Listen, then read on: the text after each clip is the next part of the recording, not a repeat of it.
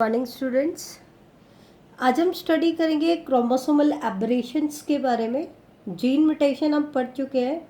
Last lecture में हमने discuss किया था point mutation and frame shift mutation. तो आज हम ले लेते हैं क्रोमोसोमल एबरेशन। तो सबसे पहले तो देखो क्रोमोसोमल एबरेशन का मतलब क्या है। जैसे हमने कहा था जीन म्यूटेशन में क्या था बेटा, जीन जिस चीज़ से बना है उसमें चेंज आया था। और जीन किससे बना है? न्यूक्लियोटाइड से बना है। तो न्यूक्लियोटाइड के सीक्वेंस और न्यूक्लियोटाइड के नंबर में चेंज आया था।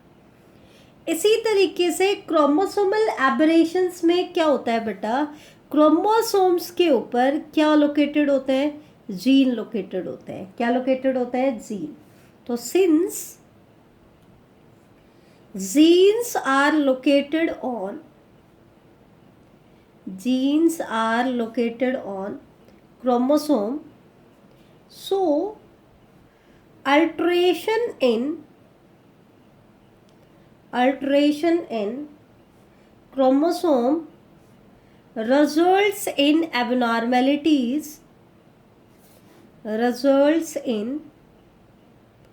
abnormalities और एबरेशन। अब क्योंकि जीन किसके ऊपर लोकेटेड होते हैं? क्रोमोसोम्स पे लोकेटेड होते हैं। ठीक है, तो अगर क्रोमोसोम में अल्ट्रेशन होता है तो उसकी वजह से, क्योंकि जीन बायोलॉजिकल इंफॉर्मेशन के लिए कोड करते हैं और हमने क्रोमोसोम में कोई चेंज किया है, अल्ट्रेशन किया है, तो उसकी वजह से कोई ना कोई एबनॉर्मेलिटी या कोई ना कोई एबरेशन आ जाती है। ठीक है, उसको हम क्या कहते हैं? Chromosomal aberration. अब एनसीईआरटी का एक पॉइंट है जो कई बार क्वेश्चन भी बन जाता है कि chromosomal aberrations are commonly observed इन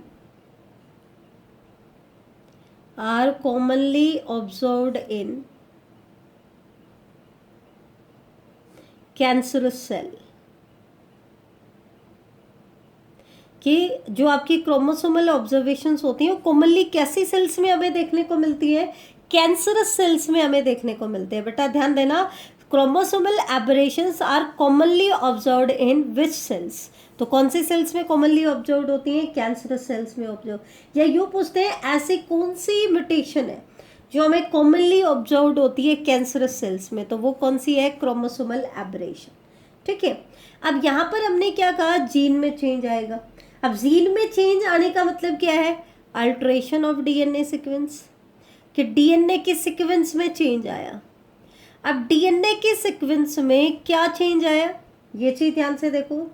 या तो डीएनए में हुआ डिलीशन, या फिर डीएनए में हुआ, या हम ये कह दें डीएनए क्या कर रहा है? लॉस ऑफ ए सेगमेंट कर रहा है। Loss of A segment of DNA. जो क्रोमोसोम में आपको पता है इसके एक क्रोमेटिड से लेकर के आप जब दूसरे एंड तक जाते हो तो इसमें हाईली कॉइल्ड फॉर्म में आपका डीएनए लोकेटेड होता है। तो इसमें loss of A segment of DNA, that means आप क्रोमोसोम के एक सेगमेंट को लॉस कर रहे हो, तो डीएनए का भी एक सेगमेंट क्या हो जाता है? लॉस हो जाता है। इसमें हम स्टडी करेंगे डिलीशन को। और दूसरा पार्ट आता है बेटा gain of A segment of DNA, कि हम एक सेगमेंट ऑफ डीएनए को गेन कर ले। कोई क्रोमोसोम किसी सेगमेंट ऑफ डीएनए को गेन कर ले। अब वो गेन कैसे करता है? इसके दो ऑप्शन यहाँ पर दिखाए हुए हैं। एक तो है इंसर्शन, कि हम कुछ चीज़ इंसर्ट कर रहे हैं, और दूसरा होता है बेटा डिलीशन। दूसरा क्या होता है? डिलीशन होता है ना, सॉरी डुप्लीकेशन। पहला तो क्या है? इंसर्शन, इंसर्ट कर रहे हैं, और दूसरा क्या है? डुप्लीकेशन। ठीक है, अब सबसे पहले हम लेके चलेंगे इसमें डिलीशन को, तो इसके बारे में हम स्टडी कर लेते हैं। तो ये से ध्यान से देखना, डिलीशन जो होता है ना बेटा, वो दो तरीके का डिलीशन होता है। क्या क्या डिलीशन होता है? ध्यान से देखो। डिलीशन को हम फर्दर दो कैटेगरी में डिवाइड करते हैं। या तो डिलीशन हो टर्मिनल डिलीशन, मतलब डीएनए के एक एंड पे कट लगे, टर्मिनल डिलीशन हो रहा है, क्रोमोसोम के एक एंड पे कट लग रहा है। ठीक है, या फिर होता है इंटर कैलोरी डिलीशन, मतलब बीच का कोई सेगमेंट क्या हो रहा है? लॉस हो रहा है। Inter calorie deletion. ठीक है, तो टर्मिनल डिलीशन में तो क्या होता है या तो एक एंड से आपका सेगमेंट लॉस होता है या फिर बोथ एंड से सेगमेंट आपका लॉस हो जाता है, लेकिन एंड से ही सेगमेंट लॉस होता है, डिलीट होता है। जबकि इंटर कैलरी में वो पार्ट लॉस करता है विच लाई बिटवीन द एंड्स, उसके एंड्स के बीच में लाई करता है। ठीक है, तो ये चीज़ आप ध्यान रखना। अब आते हैं इसके एग्जांपल्स जो कॉमनली आपके नीट एग्जाम्स में पूछे जाते हैं। बेटा मैं आपको बता दूं, आपके एकेडमिक सिलेबस में म्यूटेशन में क्या है, एक तो है पॉइंट म्यूटेशन, एक है फ्रेम शिफ्ट म्यूटेशन, एक मैंने रिलेशनशिप बताया था जीन और डीएनए के अंदर। ठीक है, राम हैज़ रेड कैप वाला, वो वाला पार्ट आपका दिया हुआ है। एक क्रोमोसोमल एबरेशन में दिया हुआ है कि it is commonly observed in cancerous cell. Insertion और डिलीशन की डेफिनेशन दी हुई है। ये पार्ट आपका एकेडमिक में है, आप एनसीईआरटी में देख सकते हो। ठीक है, लेकिन उनको बेटरली एक्सप्लेन करने के लिए राम एज रेड कैप वाला एक्चुअल में मॉलिक्यूलर बेसिस ऑफ इनहेरिटेंस में दिया गया, लेकिन उसको हम इसी के साथ करते हैं, तो वहाँ से आप उसको रिवाइज कर सकते हैं। तो डिलीशन की वजह से हमने कहा कुछ एबनॉर्मेलिटीज़ आती हैं। तो क्या एबनॉर्मेलिटीज़ आती हैं, जैसे कि एक कॉमन डिजीज़ आता है क्राई डू चैट सिंड्रोम। बेटा वैसे तो जेनेटिक्स की कोई लिमिट नहीं है, बहुत लेंदी है, लेकिन एक तरीके से हम बैलेंस बना करके इसको कर रहे हैं ताकि कुछ डिटेल भी आपकी कवर हो जाए, और एनसीईआरटी तो पूरी कवर हो ही रही है। तो क्राई टू चैट सिंड्रोम में क्या होता है, ये क्यों होता है, सबसे पहली चीज़ तो ये होती है। तो ये क्यों होता है, ये होता है बेटा टर्मिनल डिलीशन की वजह से, एंड से डिलीशन हो रहा है। लेकिन टर्मिनल डिलीशन किसका हो रहा है, इसका जो फिफ्थ क्रोमोसोम है, कौन सा क्रोमोसोम, फिफ्थ क्रोमोसोम की शॉर्ट आर्म से डिलीशन होता है। बेटा ये डिजीज किस में होता है, ह्यूमन में होता है। आपको पता है ह्यूमन में 23 पेयर ऑफ क्रोमोसोम है। तो जो फिफ्थ क्रोमोसोमल पेयर है उसमें, क्योंकि आपको पता है सेंट्रोमियर की पोजीशन जरूरी नहीं है कि वो कहाँ हो, सेंटर में हो सकता है, एक तरफ आर्म छोटी हो और एक तरफ क्या हो, बड़ी हो। तो इसमें जो शॉर्ट आर्म है उसके टर्मिनल एंड से डिलीशन हो जाता है। ठीक है, तो इस डिलीशन की वजह से कौन सा डिसऑर्डर हो जाता है, क्राई डू चैट सिंड्रोम। ध्यान रखना, cry do chat syndrome chromosome number 5 की शॉर्ट आर्म के टर्मिनल डिलीशन से होता है। ऐसे ही एक डिजीज होता है ड्रोसोफिला में, notched wing margin and Drosophila, notched wing margin and Drosophila. ये जो डिसऑर्डर है ये भी डिलीशन की वजह से होता है। और यहाँ पे डिलीशन किस में हो रहा है बेटा, क्योंकि ड्रोसोफिला में हम पहले पढ़ चुके हैं, सेक्स का इफेक्ट पड़ता है, एक्स क्रोमोसोम और वाई क्रोमोसोम इसमें होते हैं। तो इसमें क्या होता है, एक्स क्रोमोसोम का एक सेगमेंट जो है वो डिलीट हो जाता है, और उसके डिलीशन की वजह से कौन सा डिजीज हो जाता है ड्रोसोफिला में, नॉच्ड विंग मार्जिन हो जाती है। ठीक है, तो ये तो था, हमने स्टडी किया डिलीशन के बारे में। अब हम लेंगे डुप्लीकेशन। ठीक है, इंसर्शन में हम पहले ही कर चुके हैं, राम एज रेड कैप का हम इंसर्शन करके बता चुके हैं। तो डुप्लीकेशन में देखो, और एक हम पढ़ेंगे ट्रांसलोकेशन। ठीक है, तो डुप्लीकेशन में क्या है वो देख लो। डुप्लीकेशन में नाम से ही पता चल रहा है कि इसमें होता तो क्या है, एडिशन मतलब इंसर्शन ही है, लेकिन इस इंसर्शन की वजह से हमने बेटा इंसर्शन की ही 2 टाइप्स बताई थी, डुप्लीकेशन एंड ट्रांसलोकेशन। आपको याद हो तो इंसर्शन में ही हम 2 कैटेगरी पढ़ते हैं, डुप्लीकेशन एंड ट्रांसलोकेशन। कि इंसर्शन होता है तो कैसे होता है, तो इंसर्शन की ही 2 टाइप्स हमारे पास है। एक तो है डुप्लीकेशन जो हमने अभी लिया है, और दूसरा हम आगे पढ़ेंगे ट्रांसलोकेशन। तो डुप्लीकेशन का मतलब क्या है कि कोई चीज़ हम इंसर्ट कर रहे हैं, लेकिन इंसर्शन के बाद वो चीज़ डबल हो जाती है, डुप्लीकेट हो जाती है। तो that means sometime a segment of chromosome a segment of chromosome break and gets attached to its homologous chromosome.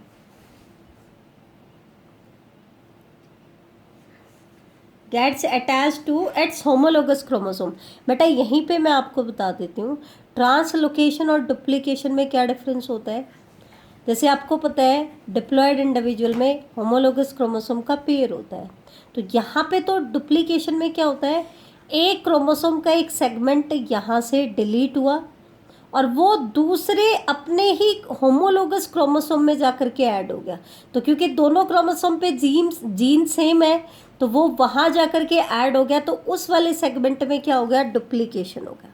तो यहाँ तो वो क्रोमोसोमल सेगमेंट ऐड होता है होमोलोगस क्रोमोसोम में, लेकिन ट्रांसलोकेशन में वो ऐड होता है नॉन होमोलोगस क्रोमोसोम में।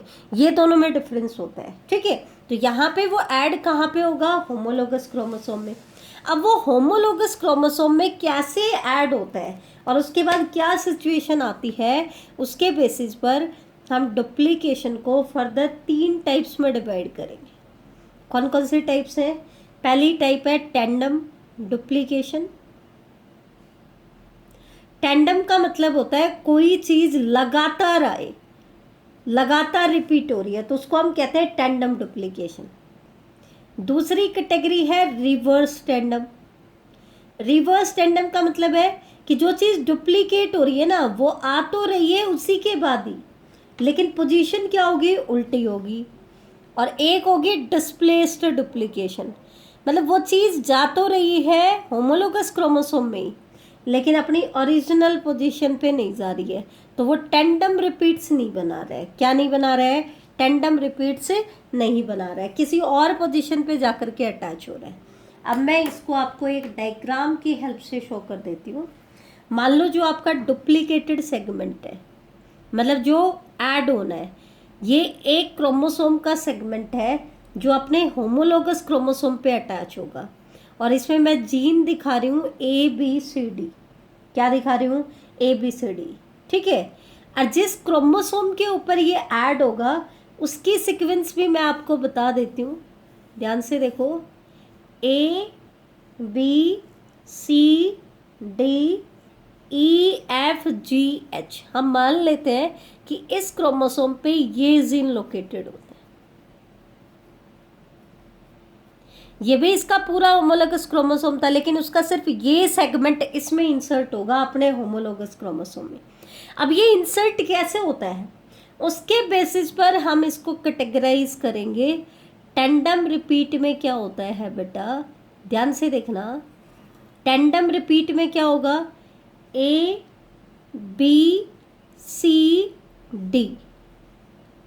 ABCD ये सीक्वेंस यहाँ आ रही थी, लेकिन जो डुप्लीकेटेड सेगमेंट है वो इसके जस्ट बाद लगातार आ रहा है, लगातार आ रहा है, और साथ में उसी सीक्वेंस में है जिस सीक्वेंस में ये होमोलोगस क्रोमोसोम में, मतलब ऊपर A फिर B फिर C फिर D, ठीक है। तो ये क्या हो गया, टेंडम रिपीट। और नीचे क्या है, तो ये आम हमने बड़ी दिखा दी, ये क्या दिखा दी, छोटी दिखा दी, EFG और H। रिवर्स टेंडम में क्या होता है बेटा कि ये सीक्वेंस लगेगी कहाँ पे, जहाँ ऐड होनी चाहिए, जहाँ उसकी ओरिजिनल सीक्वेंस है, लेकिन ओरिजिनल सीक्वेंस के बाद अपोजिट पोजीशन में लगती है। जैसे कि यहाँ क्या है, ABCD, अब आना तो क्या चाहिए था, ABCD, लेकिन पोजीशन रिवर्स होगी, सेगमेंट उल्टा होकर के लगा है, तो सीक्वेंस क्या हो जाएगी, DCBA। तो अगर ऐसा हो जाता है तो ये सीक्वेंस कहलाती है टेंडम रिपीट, ठीक है। बाकी दूसरी आर्म वाले पे कोई इफेक्ट नहीं आ रहा।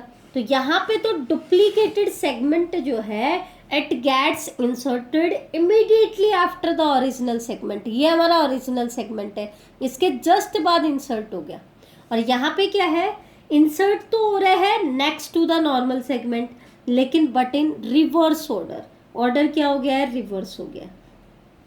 और डिस्प्लेस्ड में क्या होता है बेटा, ओरिजिनल सेगमेंट के बाद ऐड नहीं होता, किसी और पोजीशन पे ऐड होता है। देखो जैसे ये है ए बी सी डी, ठीक है, उसके बाद ई एफ, और इसके बाद आपका क्या ऐड हो जाए बेटा, A B C D add हो जाए, ठीक है। तो ये चीज़ ध्यान रखना, ये क्या कहलाता है बेटा, ई एफ, ये हमने ऐड कर दिया ए बी सी और डी, और इसके बाद आपका आ गया जी और एच, ठीक है। तो हो तो रहा है होमोलोगस क्रोमोसोम में, लेकिन उसकी ओरिजिनल जो साइट है उससे अवे ऐड हो रहा है। तो ये क्या कहलाता है बेटा, ये कहलाता है डिस्प्लेस्ड डुप्लीकेशन। क्या कहलाएगा, डिस्प्लेस्ड डुप्लीकेशन। नोट्स में बेटा ए स्किप रह गया है, ए लिखना भूल गई हूँ, उसको आप ऐड कर लेना, ठीक है। अब आ जाओ डुप्लीकेशन के फायदे क्या है, ये चीज़ और देख लो। तो डुप्लीकेशन क्या करता है बेटा, डुप्लीकेशन इंक्रीज जेनेटिक रिडंडेंसी। अब जेनेटिक रिडंडेंसी क्या होती है, जैसे इस वाले क्रोमोसोम में ए जीन कितनी बार आ रहा है, 2 बार आ रहा है, बी जीन कितनी बार आ रहा है, 2 बार, सी जीन कितनी बार आ रहा है, 2 बार, डी जीन कितनी बार आ रहा है, 2 बार। तो यहाँ पे जब डुप्लीकेशन होता है तो इसके केस में 2 या 2 से ज़्यादा जीन ऐसे होते हैं जो सेम फंक्शन करते हैं, जैसे ये और ये सेम फंक्शन कर रहे हैं, ये और ये भी क्या कर रहे हैं, सेम फंक्शन कर रहे हैं। तो ये कहलाती है बेटा जेनेटिक रिडंडेंसी, ठीक है। तो इसका तो क्या है, सेम फंक्शन कर रहा है, तो ऑप्शन रहता है बाई चांस एक जीन में म्यूटेशन हो जाए तो दूसरा जीन क्या कर लेता है, नॉर्मली बिहेव कर लेता है। लेकिन कई बार क्या होता है, some time duplication have deleterious effect, some time duplication have deleterious effect. कई बार डुप्लीकेशन के गलत इफेक्ट आते हैं, जैसे कि हमने देखा ड्रोसोफिला के केस में। ड्रोसोफिला में अगर बी जीन, कौन सा gene, B gene, B gene जो कि नॉर्मल आई के लिए कोड करता है, किसके लिए कोड करता है, नॉर्मल आई के लिए। अगर ये बी जीन, ये लोकेटेड होता है बेटा एक्स क्रोमोसोम पे, तो अगर ये बी जीन डुप्लीकेट हो जाते हैं तो फिर उस ड्रोसोफिला की आई नॉर्मल नहीं रहती हैं, वो कैसी हो जाती हैं, बार आई हो जाती हैं। कैसी हो जाती हैं, bar eye. Bar eye means eye become smaller, उनकी आई क्या हो जाती है, स्मॉलर हो जाती है, आई बिकम स्मॉलर। तो यहाँ पर हमने क्या देखा कि हालांकि डुप्लीकेशन जो है बहुत केसेस में हमने देखा है कि जेनेटिक रिडंडेंसी को इंट्रोड्यूस कराता है, तो बेनिफिट ही होते हैं, ठीक है। लेकिन कई बार इसके डिलीटेरियस इफेक्ट भी देखने को मिलते हैं, जैसे कि हमने ड्रोसोफिला के केस में नॉर्मल आई के जीन के केस में देखा। तो ये था बेटा डुप्लीकेशन के बारे में। अब हम थोड़ा सा देख लेते हैं translocation.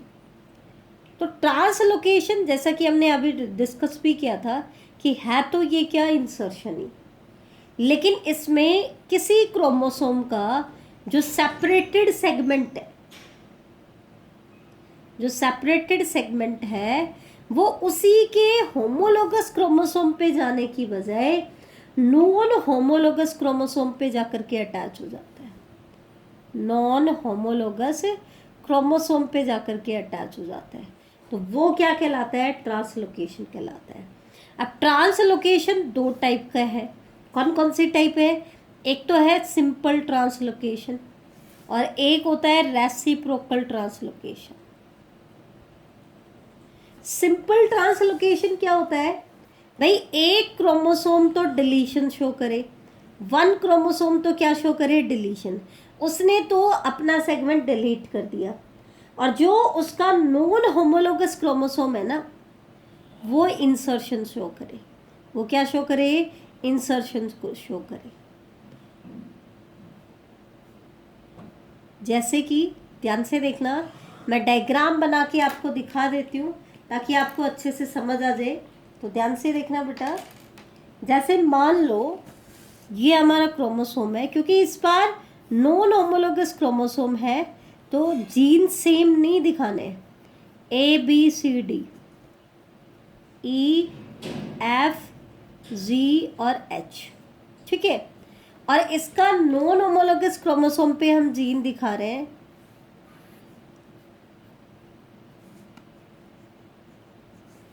P Q R S T U V W, ठीक है। अब मान लो ये वाला जो सेगमेंट है एफ जी वाला सेगमेंट, ये सेगमेंट इस क्रोमोसोम से उठ करके किसके बाद लग जाए, टी के बाद लग जाए, तो क्या हो जाएगा, यहाँ से तो डिलीशन हो रहा है और इस वाले सेगमेंट में ये ऐड हो जाएगा। तो ये वाला क्रोमोसोम अब कैसा बन जाएगा बेटा, पी क्यू आर एस और टी, टी के बाद क्या आ जाएगा, एफ जी और फिर आपका V W, you V W. तो देखो, तो मैंने क्या कहा, P Q R S T, इसके बाद एफ जी, फिर उसके बाद यू वी और डब्ल्यू। तो यहाँ पे हमने क्या देखा, एक क्रोमोसोम ने तो डिलीशन शो किया और दूसरे ने क्या शो किया बेटा, इंसर्शन शो किया। लेकिन मान लो इनके केस में क्या हो जाए कि इसका ये सेगमेंट तो इधर आ जाए और इसका ये सेगमेंट इसमें चला जाए, मतलब इधर तो ई के बाद आ जाए यू वी और इधर टी के बाद आ जाए एफ जी। तो ये क्या कहलाएगा बेटा, रेसिप्रोकल ट्रांसलोकेशन कहलाएगा। दैट मीन्स रेसिप्रोकल ट्रांसलोकेशन में क्या होता है, म्यूचुअल एक्सचेंज ऑफ सेगमेंट। इसमें क्या होता है, म्यूचुअल एक्सचेंज ऑफ सेगमेंट होता है, ठीक है, between the non homologous chromosome. अब सिंपल ट्रांसलोकेशन का मैं आपको एग्जांपल बता देती हूँ एक, कई बार पूछ लेते हैं। डिजीज का नाम है CML। CML की फुल फॉर्म होती है chronic myeloid leukaemia. Chronic myeloid leukaemia, ठीक है। ये किस वजह से होता है, ट्रांसलोकेशन की वजह से। और इसमें क्या होता है, क्रोमोसोम नंबर 22 की लॉन्ग आर्म का पार्ट किसके ऊपर ट्रांसफर हो जाता है, 9th क्रोमोसोम के ऊपर।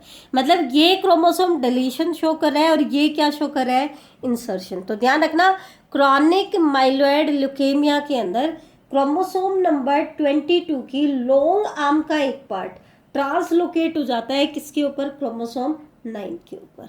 तो ये था बेटा आज का हमारा टॉपिक, जिसमें हमने क्रोमोसोमल एब्रेशंस के बारे में डिस्कस किया। नेक्स्ट लेक्चर में हम डिस्कस करेंगे बेटा न्यूमेरिकल एब्रेशंस। Thank you.